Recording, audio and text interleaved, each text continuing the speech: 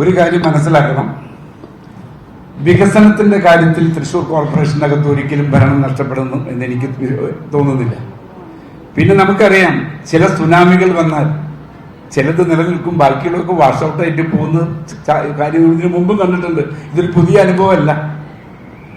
അനുഭവമല്ല കേട്ടോ. ഓരോ സമയവും നമ്മുടെ ഇവിടുത്തെ ജനങ്ങൾ നമ്മളെക്കാൾ പ്രബുദ്ധരാണ് എന്നുള്ളത് തെളിയിക്കുകയാണ്.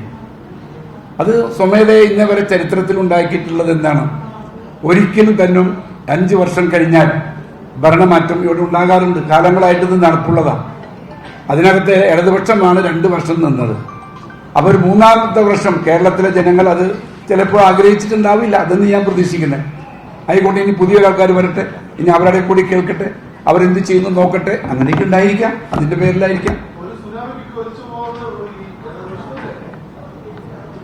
ഭരിക്കുന്നത് ഇടതുപക്ഷമായതുകൊണ്ട് നാളെ UDF ആണെങ്കിൽ ഇതേ വാക്ക് തന്നെ ഉപയോഗിക്കും. വേറെ വാക്കില്ലല്ലോ. സുനാമി എന്ന് തന്നെ പറയാം. സുനാമി എന്ന് പറയാം.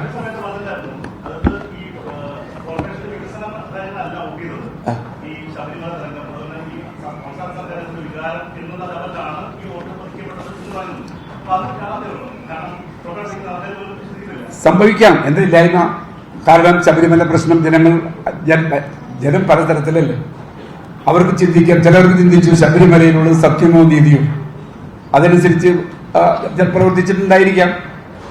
അതുപോലെ തന്നെ നമുക്ക് അറിയാം, രാഹുൽ മാങ്കൂട്ടത്തിന്റെ വിഷയം ഒന്നും അത്ര വലിയ കാര്യമാക്കി വന്നില്ല.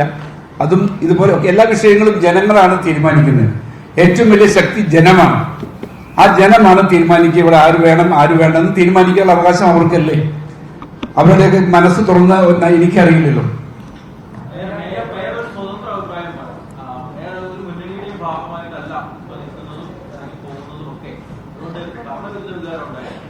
അല്ല, ഞാൻ പറഞ്ഞല്ലോ, ഭരണവിരുദ്ധ വികാരം ഉള്ളത് കൊണ്ടായിരിക്കുമല്ലോ ഇതുപോലെ സുനാമി വന്നത്. എന്താ?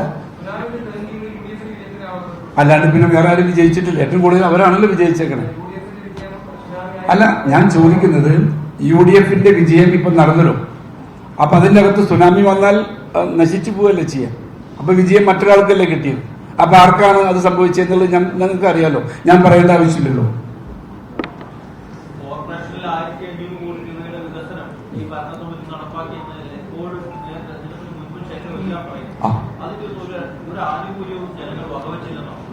ഞാൻ ഇപ്പോഴും പറയുന്നു, തൃശ്ശൂർ കോർപ്പറേഷന്റെ വികസനം അല്ല ജനങ്ങൾ കണ്ടിരിക്കുന്നത്. ജനങ്ങൾ കണ്ടത് ആഗോളമായ സർക്കാരിന്റെ കൂടി പ്രവർത്തനം കൂടി വിലയിരുത്തിക്കൊണ്ടാണ് ഈ പ്രാവശ്യത്തെ ഇലക്ഷൻ നേരിട്ടിട്ടുള്ളത്.